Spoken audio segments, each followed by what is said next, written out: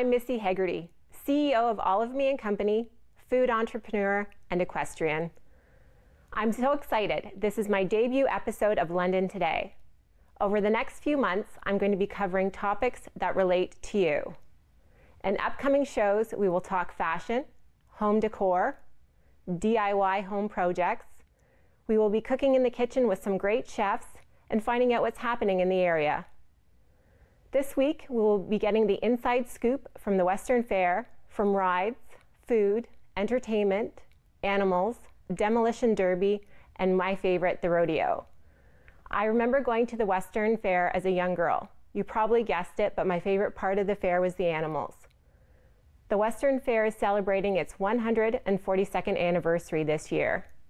And to celebrate Canada's 150, they are serving up a poutine croquette and a donut battered Nanaimo bar. You know I'm not going to miss out on the I Love Local tent, which will be serving up Ontario grass-fed beef burgers, Hayter's Farm smoked turkey wings, grilled flatbreads, and local cheeses. Besides food, there are a lot of events to enjoy also. I know I will be walking away with a candy floss and my favorite elephant ears. So now I'm off to the Western Fair to do a very special interview with my favorite and iconic Canadian alternative rock band, 5440. We will see you after the break.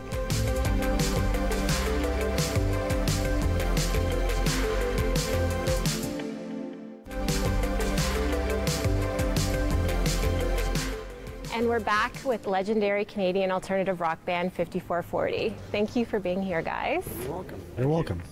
13 albums, 30 plus years. What do you think's contributed to your staying power in this business? Lots of things have contributed to our staying power in this business. We enjoy what we do. That's the first secret. We found our passion. We enjoy each other's company still, and we enjoy the art of creating. And then also we enjoy having a good job, so that's good. How do you select your set lists for the show? And are there certain must-haves that you have to play? I'm the one in charge of writing the set lists, so you can blame me if you don't hear your favorite song. It's a combination of things. I think we have a responsibility to the audience to give the people what they want. I know that when I go see shows, I want to hear my favorite songs by my favorite artists. But at the same time, it's important for us to feel challenged and interested, so I always try and put a couple of new songs, a couple of deep tracks, band favorites in the set to keep it fresh and exciting for us and keep our audience challenged. Perfect. And how do you feel social media has changed how you interact with your fans? That's good for you, Matt. Oh, yeah, social media. It's obviously the interaction is immediate. Responses from shows, anything. It's just you know exactly what you did wrong instantly. So it's good that way, and it actually removes a lot of barriers from both sides, the artist to the fan to artist. So yeah, it's a more immediate thing to do, I guess, but it's part of the new industry. It's part of the marketing machine now, and I'm responsible for some of the tweets on Twitter. I'm not sure. Sometimes they're about music. Yeah. Sometimes not. Yeah, exactly. And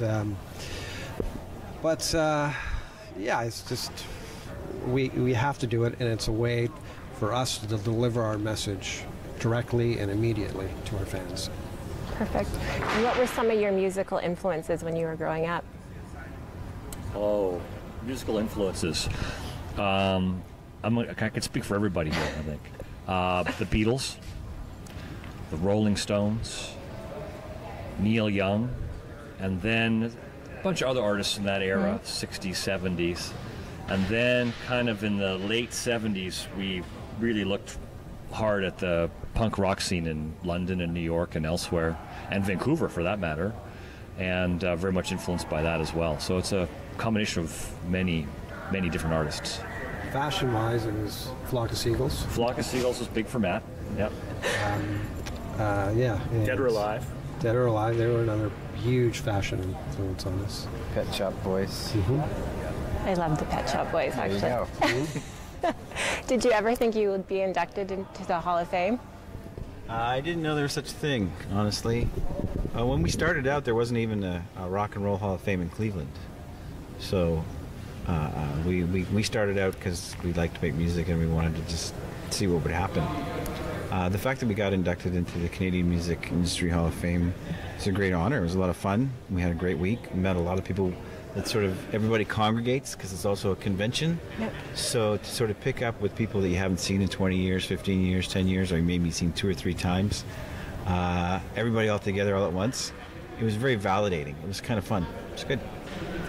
How do you approach the creative process with the songwriting, and has that changed over the years? Well, it starts with the urge. It's like a drive. So the urge starts to happen that you want to do something, you want to create something. And then, there's a big difference between an idea and a creation. Everybody has ideas, not everybody can create. And sometimes the stuff you create is garbage, and sometimes it resonates with you. And if it resonates with you, there's a chance that it might resonate with somebody else. So then you go with that. And then to go, look, we made this. That's a trip. That's a buzz. That's something that it's otherworldly in a sense. So that's, I don't know how we approach it. We have different processes, different strategies, Some days it'll be like, let's listen to a couple of Bowie records and see what we can grab out of it and then turn it into a song. Or sometimes it's just, let's just jam. It can be anything. Do you find your naivety from your starting years made it a little bit easier creatively to create songs than it does now? That's probably a good point. I never really thought of it that way. One of the things I like to say is that how I started out songwriting was just trying to learn other people's songs, and I said, "F it, I can't do it. I don't know how to play that Neil Young song." But as I was trying, this other thing happened, and it's pretty good. It's my own thing, and then that's how songwriting started for me. Is trying to learn other people's songs and failing miserably, but coming out with a whole new one. Do you find it difficult to consistently make meaningful music for your fans? Well, creating's difficult in all matters.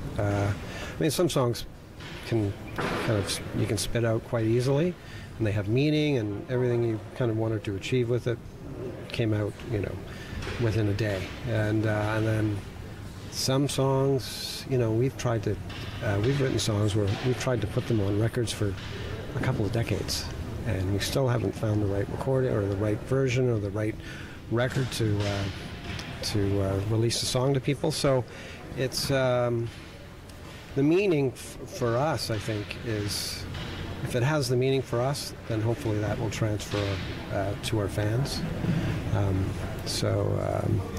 But like I said, it's always a challenge. What was sort of your easiest song and your hardest song to create, would you say? Well, I would add that it's kind of like a muscle, the songwriting thing. And we used to spend a lot of time together just because we played less shows and we needed to get good, and so we actually spent hours and hours, and a lot of us trying to write songs, and we kind of got good at it, and got to the point when we did the Smiling Buddha Cabaret record, which is 93, I guess, when we started writing that record, that there was literally instant songs and that was kind of our MO too. We tried to say, okay, we're going to write the song in 25 minutes, and we would write a song in a half an hour, and it makes the record. So that was kind of neat, very satisfying. And we're back. What made you decide to do your greatest hits album unplugged, acoustically? Part of it, to be honest, part of it came out of boredom. I mean, we'd been playing the songs the same way for so long. We wanted to take a different approach, challenge ourselves, make it interesting for the fans. We knew that we knew they're great songs. They've proven themselves over the decades. So when you've got great songs to start with, but you've got the freedom to arrange them in a different way, it was actually a very fun, very rewarding experience making that record. Did it seem a little bit odd to play those songs those same songs but differently? I think it was probably more odd for the audience to hear them differently. I mean, for us, it was a thrill, and it gives us another format. We can go into theaters, soft seat theaters, where it's a more intimate setting, and you can hear a pin drop, and Neil can spend time explaining the songs, the gestation of the songs, the spark, the inspirational spark of where they came from, and then it allows us to play different instruments, arrange them differently, and just give them a whole different twist, try and frame the lyrics in a different way. What is your most memorable tour or fan moment, each one of you? I'm going last because I can't think of one right now. I enjoyed touring England because Dave, I think you were in the band for about 3 months or something? Yeah. And he did all the driving. Make the new guy drive. Right, yeah. Love that tour. Right-hand drive, right? That was kind of Yeah, thrilling. right-hand drive, left-hand shift. I was the navigator. We about 10 years ago in Calgary, we opened up for the Rolling Stones at the Saddle Dome. That was a big thrill. Not only did we get to play with them, we got to hang out with them a little bit, have some vodka sodas, and you know, they always say, you know, try not to meet your heroes because you'll always be disappointed, and I wasn't disappointed at all. Wow. Hello. You know what I want to do? Yeah, I want to say, open the pod bay door, Hal. Hal, open the pod bay doors. It looks so 2001, that thing. Do you know what I mean? It does look like It's Hal. very cool. It's freaking me out. I guess one of my biggest memories, fond memories, was we in 1989. We got invited to Moscow when it was still the Soviet Union, and it was a little Glasnost festival. So there was us and another Vancouver band called Scramblers, and we were the only band from North America there. There's all these Soviet bands, and just tripping around and hanging out with all these Soviet kids, eager to get any kind of, you know, information, talk with anybody from the West. It was really, really a hugely awesome trip. You enjoyed your time there? Oh, yeah, it was great. Last and possibly least. In late 80s, we were down in Los Angeles. We were doing a record down there, and we were starting to do press for it, and some Canadian press came down, Terry David Mulligan from Much Music, etc., and they set up in a room at the Warner Brothers building, and we were about to go in for our interview, and out pops Trio, which is Linda Ronstadt, Emmylou Harris, and Dolly Parton. And Dolly Parton comes right up to me and looks at me and says, "Pardon me, can you tell me where the little girl's room is?" And I went, "It's that way." And that took me about 2 days to calm down. And I've met a lot of people, and I don't know what it was, but she is an icon, and it was a big most moment for definitely. me. What's next for you guys? Next, we have a new record coming out. It's called Keep On Walking. It's going to be released on El Macombo Records. Michael Weckerly from the Dragon's Den. Huge fan of his. It's his little project. He purchased the old El Macombo in Toronto, the famous nightclub. He's redoing that. That should open up in the spring, I believe, or maybe even later this year. So we've got a record that we're hoping should be out in the next 2 months. You'll be hearing the first single within that time as well. And 30 plus years, would you change anything? Just the personnel. It's the bass player. For starters. Not a lot, no. It's funny, there's a double-edged sword. There was points in our career where we could have had big success early on, a couple times, but it just didn't go our way because of, for instance, in 1986 when we released the Green record, that was when the Paola scandal hit the United States and we had no way to promote our new record, so etc. It's a bunch of things like that, and that might be unfortunate in one sense, but because we didn't have that early big success, I think it allowed us to sort of grow and come together and create and last as long as we have. So I wouldn't change much. No. And career high? Well, This is it. right here, right now, the Rogers floor. TV in London, Ontario. London today. Well, I think we covered it. You know, got Dolly Parton, the Rolling Stones, playing Moscow. What was yours?